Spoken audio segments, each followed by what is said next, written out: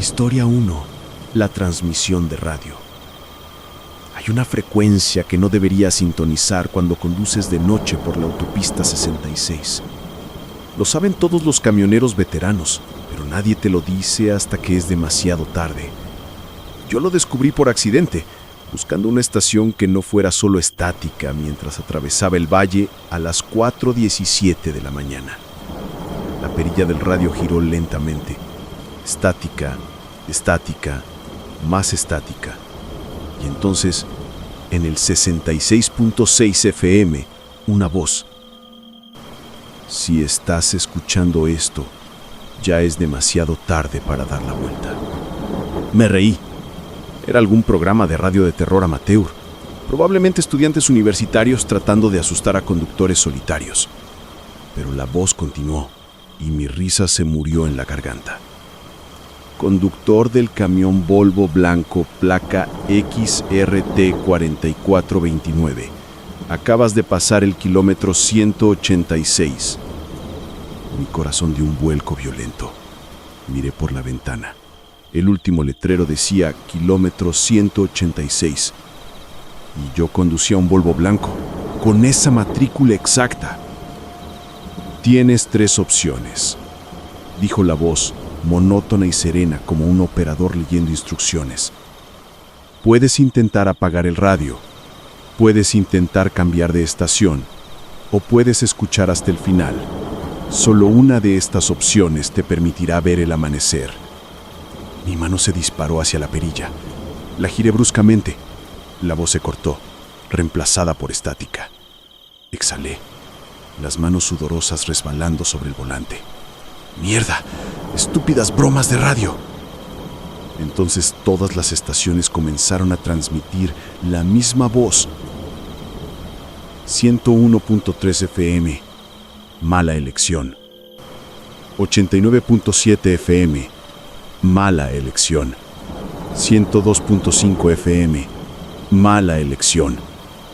Hasta la AM, hasta las estaciones de noticias, todas reproducían las mismas 2 palabras con la misma voz calmada y terrible.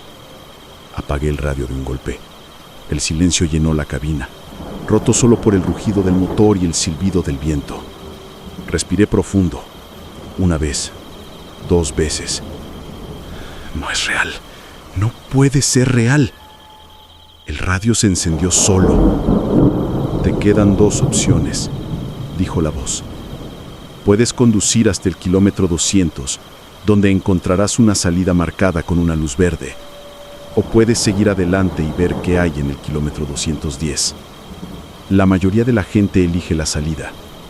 Todos ellos desean no haberlo hecho. ¿Qué hay en el 210? Susurré antes de poder detenerme. La verdad sobre por qué esta carretera existe. Mi mente corría frenéticamente. 14 kilómetros hasta el 200, 24 hasta el 210. El velocímetro marcaba 95 kilómetros por hora. Podía aumentar la velocidad, llegar más rápido a la salida, escapar de esta locura. Pero había algo en la forma en que dijo, todos ellos desean no haberlo hecho. Si tomo la salida, ¿qué pasa?, pregunté al aire, sintiéndome ridículo por hablar con un radio. La respuesta llegó inmediatamente. Encontrarás un pueblo que no está en ningún mapa. 100 personas viven allí. Todas ellas son conductores que tomaron la salida. Ninguno de ellos puede irse.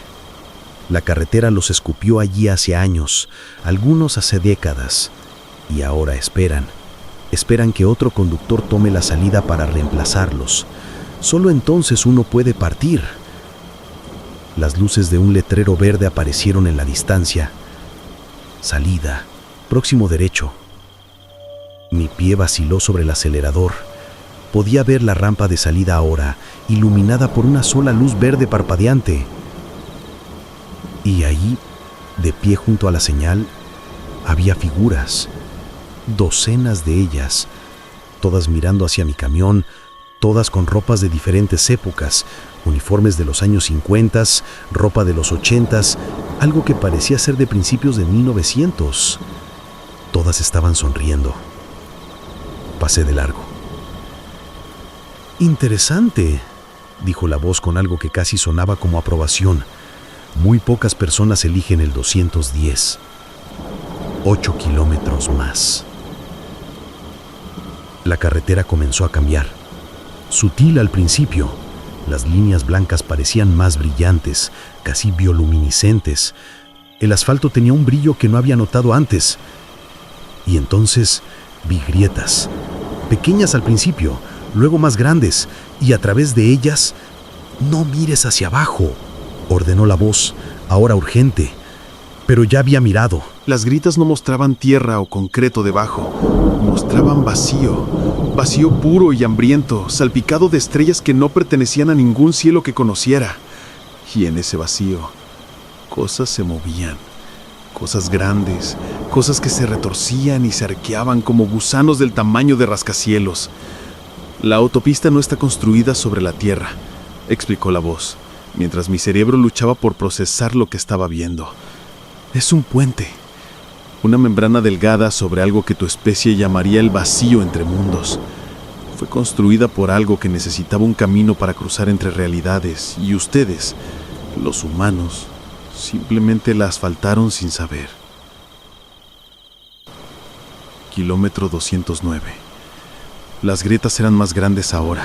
Partes enteras de la carretera faltaban, reemplazadas por esa oscuridad imposible. Conduje sobre ella de todos modos, y el camión se sostuvo, las llantas encontrando tracción en aire o en algo peor. Kilómetro 210, anunció la voz.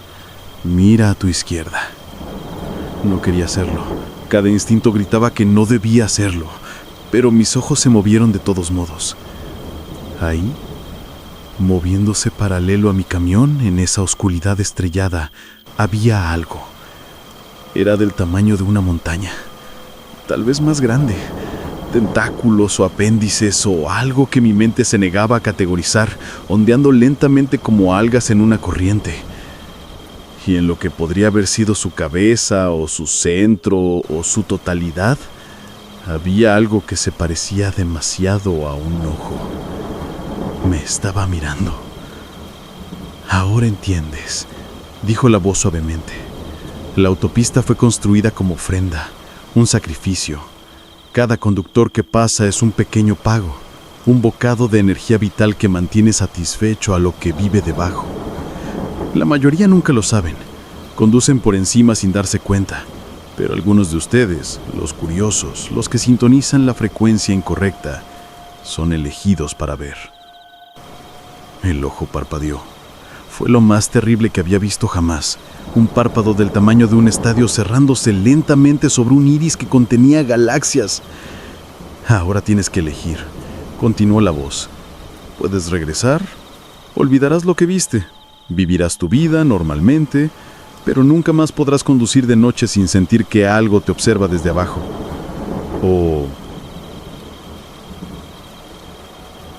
Ok. Mi voz era apenas audible sobre el martillo de mi corazón. O puedes unirte a nosotros, los vigilantes, los que mantienen este secreto, los que se aseguran de que la autopista reciba su tributo y que nada más, nada peor, cruce hacia tu mundo. El asfalto comenzó a solidificarse de nuevo. Las grietas desaparecieron.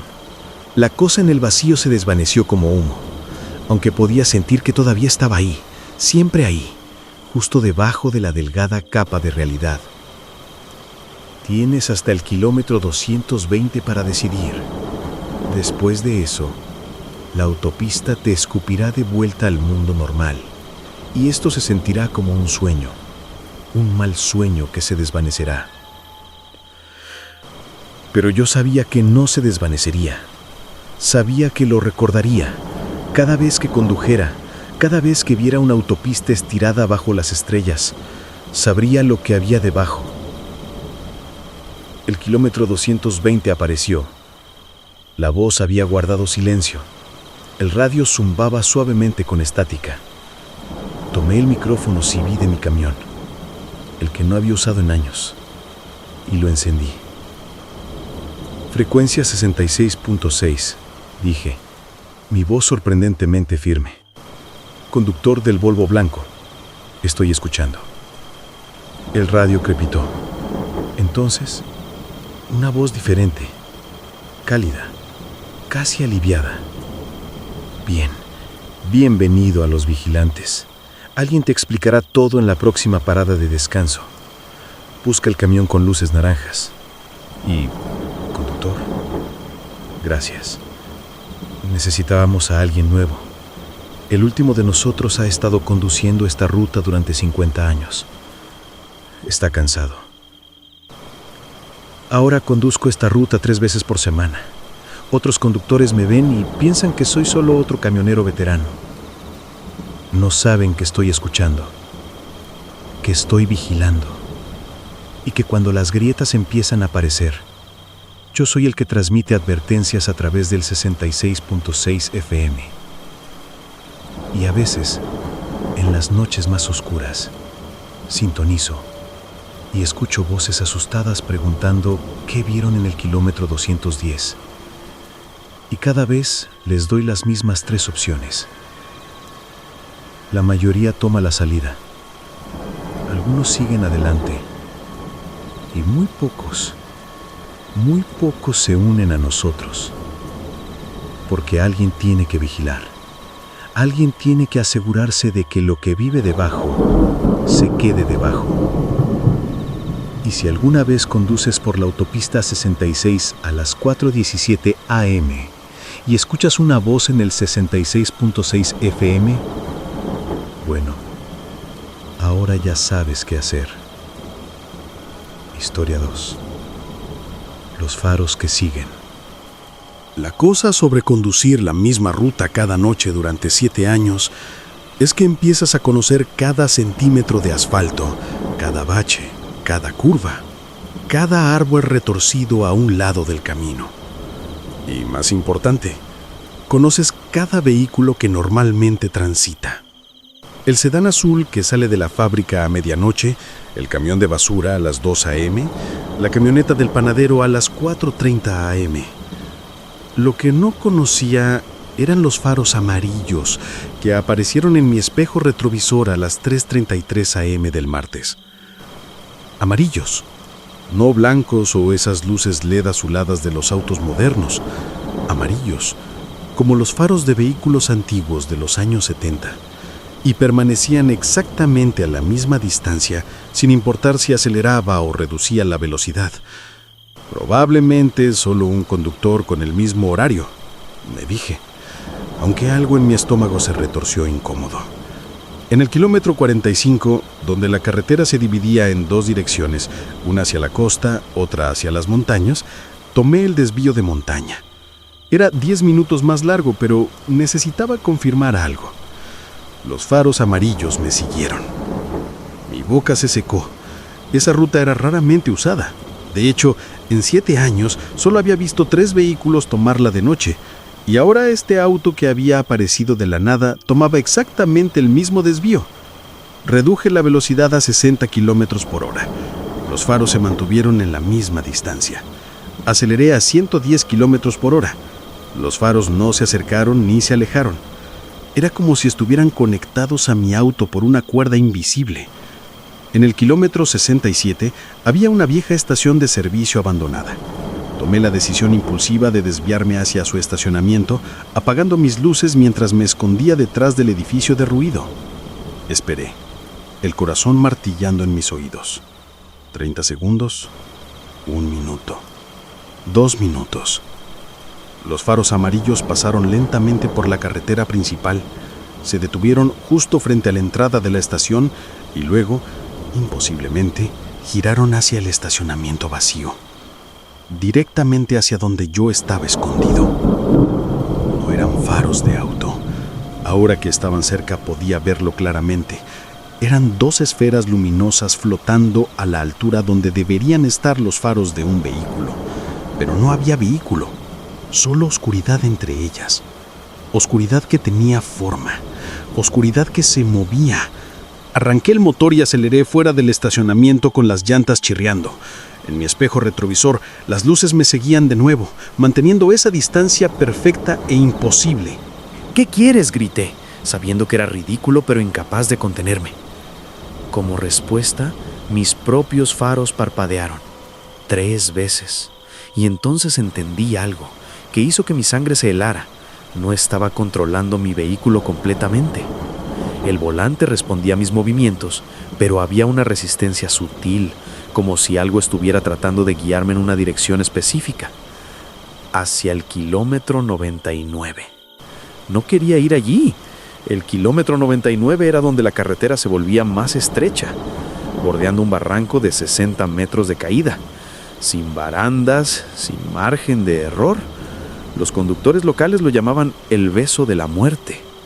Pero mi auto se dirigía inexorablemente hacia allá, y los faros amarillos me empujaban desde atrás como un pastor guiando ganado al matadero. «No», susurré, luchando contra el volante. «No, no, no». Kilómetro 95. Podía ver el inicio del barranco adelante. La carretera se estrechaba, las líneas blancas desaparecían, reemplazadas por grava suelta y oscuridad hambrienta a ambos lados. Los faros amarillos se acercaron por primera vez, tan cerca que su luz inundó completamente mi cabina, convirtiéndolo en un resplandor dorado enfermizo. Y en ese resplandor vi en mi espejo retrovisor algo que no debería estar allí. Un rostro, presionado contra mi ventana trasera desde el exterior, aunque estaba conduciendo a 90 kilómetros por hora. Un rostro con ojos que eran solo cuencas vacías y una boca abierta en un grito silencioso. Frené con todas mis fuerzas. El auto se deslizó, tambaleándose peligrosamente cerca del borde del barranco. Piedras cayeron hacia la oscuridad y escuché el eco de su impacto segundos después. Demasiados segundos. El rostro había desaparecido. Los faros amarillos también. Me senté allí, jadeando, las manos aferrados al volante con tanta fuerza que mis nudillos eran blancos. El silencio de la montaña me envolvió, roto solo por el sonido del motor de mi auto y el latido salvaje de mi corazón. Entonces, mi radio se encendió solo, estática, y a través de la estática una voz. Fecha, 15 de marzo, 3:33 AM. Conductor no identificado pierde el control de su vehículo en el kilómetro 99. Cae al barranco sin sobrevivientes. Era una transmisión de noticias, pero la fecha era hoy y la hora. Miré mi reloj. 3:32 AM. Los faros amarillos aparecieron de nuevo, pero ahora estaban delante de mí, bloqueando la carretera. Y en ese momento entendí. No me estaban persiguiendo, me estaban guiando, intentando que cumpliera mi destino. Un destino que aparentemente ya había sido escrito, transmitido, registrado. «No», dije en voz alta, mi voz más firme de lo que sentía. «No voy a caer, cambio el guión». Puse el auto en reversa. Las llantas protestaron, pero obedecieron. Retrocedí lentamente, alejándome del barranco, alejándome de los faros amarillos que ahora parpadeaban frenéticamente, como si estuvieran enojados. El reloj marcó las 3:33 AM. Nada pasó. No caí. El auto no se descontroló. Los faros amarillos parpadearon una vez más, luego se apagaron como velas sopladas por el viento, y el silencio regresó, real y completo. Llegué a casa esa madrugada mientras el sol comenzaba a pintar el horizonte. Busqué noticias de accidentes. Ninguno. Busqué transmisiones del 15 de marzo. Nada sobre un conductor cayendo al barranco. Cambié el horario de mi ruta. Ahora conduzco a las 5 AM, cuando el mundo está despertando. No he visto los faros amarillos desde entonces, pero a veces, cuando paso por el kilómetro 99 en pleno día, veo marcas de llantas en el borde del barranco, marcas frescas, de diferentes vehículos, y me pregunto cuántos otros conductores vieron esos faros amarillos, cuántos no lograron cambiar su destino. Y cada 15 de marzo, no importa dónde esté, apago mi radio a las 3:33 AM, porque no quiero escuchar la noticia de mi propia muerte de nuevo. Historia 3. El peaje del final. El último peaje de la autopista transpeninsular no aparece en los mapas. Todos los conductores locales lo saben, pero nadie habla de él. Es una de esas cosas que simplemente aceptas cuando has vivido aquí lo suficiente. No conduces más allá del kilómetro 440 después de medianoche. Yo era nuevo. Nadie me lo advirtió. Era mi tercer día como conductor de entregas nocturnas y mi ruta me llevaba hasta el kilómetro 467. Ruta directa, había dicho mi supervisor. Llegas en 5 horas y no te detienes. Pasé el kilómetro 440 a la 1:23 am. La carretera estaba vacía. Las luces de la calle se habían vuelto más espaciadas y la señal de mi teléfono había desaparecido hace kilómetros. Pero no me preocupé. Era una ruta recta, imposible perderse. En el kilómetro 449 vi las luces del peaje adelante. Me pareció extraño. No recordaba que hubiera peajes en esta autopista, pero quizás mi supervisor había olvidado mencionarlo. Reduje la velocidad, acercándome a la única caseta iluminada. Las otras 5 estaban oscuras, sus ventanas rotas y cubiertas de enredaderas que no deberían crecer tan rápido. Un hombre viejo estaba de pie en la caseta, piel como cuero agrietado, ojos que no parpadeaban. Sonrió cuando me detuve y sus dientes eran demasiado blancos, demasiado perfectos para alguien de su edad. «Bienvenido al último peaje», dijo con una voz que sonaba como grava arrastrándose sobre metal. «Son 3 monedas de plata». «Solo tengo efectivo», respondí, buscando mi billetera. «Acepta 3 monedas de plata», repitió, y su sonrisa se ensanchó.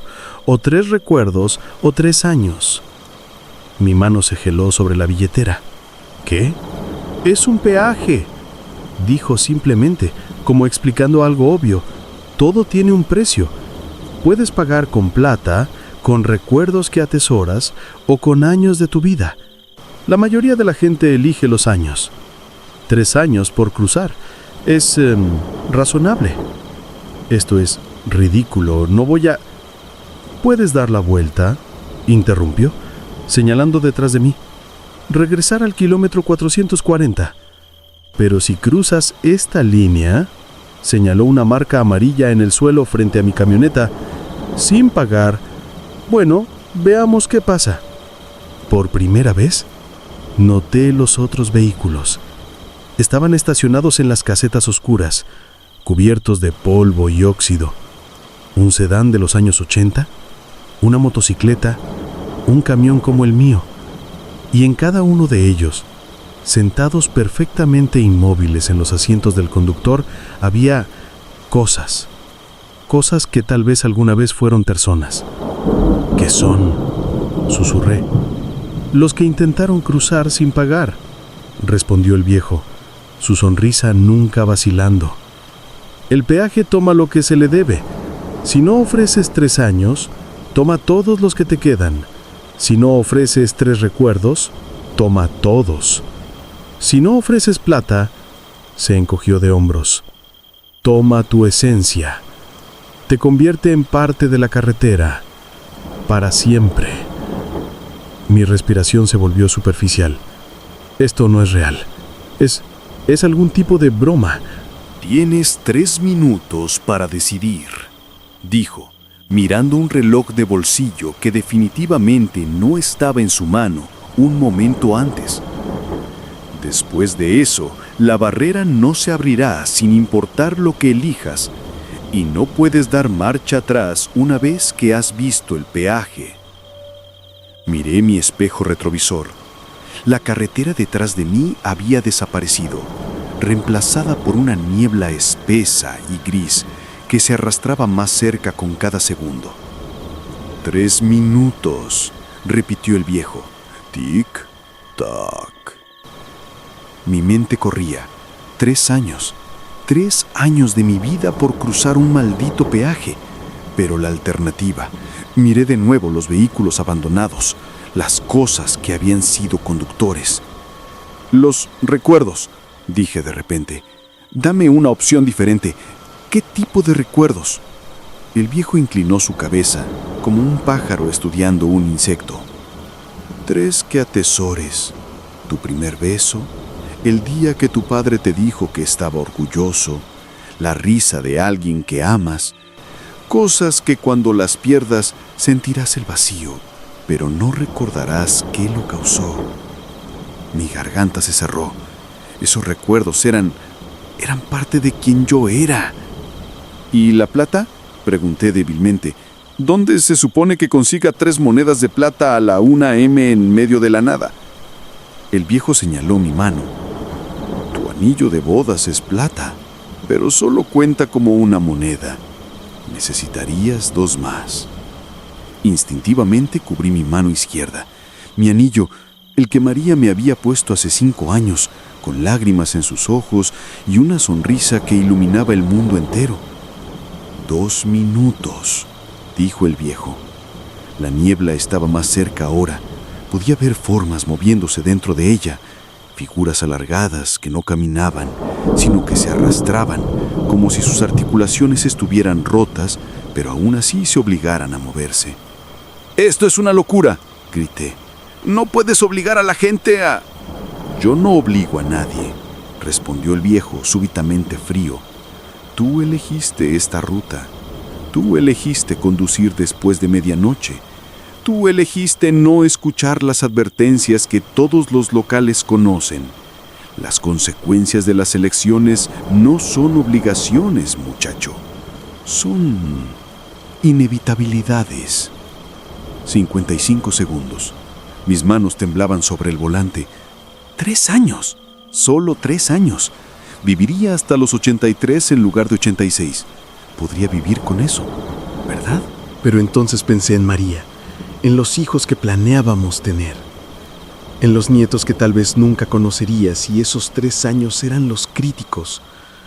3 años podrían ser la diferencia entre ver a mi hija casarse o morir antes de la ceremonia. 30 segundos. Las cosas en la niebla estaban presionando contra una barrera invisible en el borde de la carretera. Podía verlas claramente ahora. Tenían rostros que reconocía de fotografías en las noticias, conductores desaparecidos, personas que nunca llegaron a sus destinos. «¡Espera!», grité. «¡Espera! Yo tengo...». Busqué frenéticamente en mi guantera una cadena de plata que había comprado para María hace meses, pero nunca le había dado porque no era lo suficientemente especial. La saqué con manos temblorosas. ¿Esto cuenta?». El viejo la examinó, sus ojos brillando amarillos por un momento. «Media moneda». «¿Media? Es plata pura». 10 segundos. «Mi crucifijo». Solté mi collar, el que mi abuela me había dado en mi confirmación. «Es plata». «Media moneda». 5 segundos. Mi mente se quedó en blanco. No tenía más plata, solo quedaba mi anillo. Susurré, los ojos ardiendo con lágrimas que me negaba a derramar. Mi anillo de bodas. Y la cadena y el crucifijo. Eso es 2 monedas de plata. ¿Qué más quieres? «Una más», dijo el viejo, suavemente, casi compasivamente. «Siempre 3. No tengo tiempo». La barrera frente a mí comenzó a brillar con una luz roja pulsante. Las cosas en la niebla chillaron, un sonido que no debería salir de gargantas humanas, y se lanzaron hacia adelante. «¡Espera!», grité. «¡Espera! Yo tengo...». «¿Cuál?». La voz del viejo cortó a través del caos como un cuchillo. Mi primer baile con María. En nuestra boda, cuando todo era perfecto y el mundo entero se redujo a solo nosotros 2. El silencio cayó como una cortina. Las criaturas se detuvieron. La niebla retrocedió. El viejo extendió su mano. El anillo, la cadena, el crucifijo. Los coloqué en su palma, cada objeto pesando como plomo. El momento en que el anillo dejó mi dedo, sentí un frío penetrante que no tenía nada que ver con la temperatura. Y el recuerdo. Tocó mi frente con un dedo huesudo, un destello de dolor agudo y entonces vacío.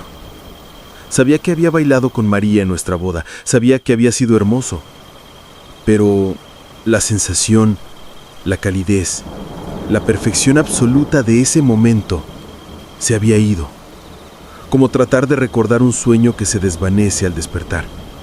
La barrera se levantó. «Puedes pasar», dijo el viejo, guardando mis objetos en un cofre que no había visto antes.